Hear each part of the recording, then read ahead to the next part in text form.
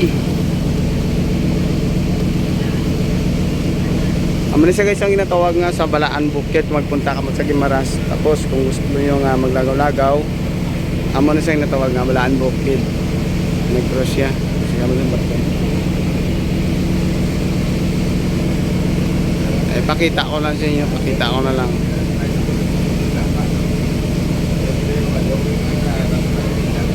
Pakita ko na siya.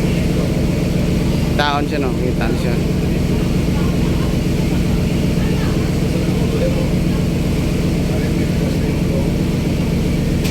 Amo sa kalayo.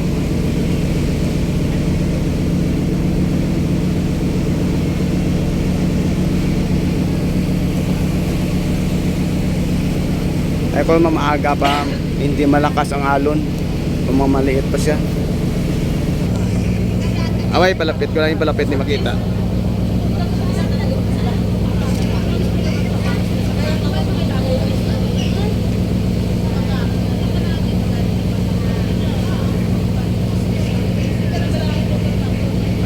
Siya.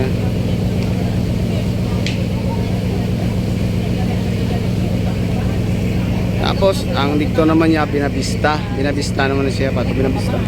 Are malapit na lang sa Ordanyo. Damo na di siguro ano guys, amo.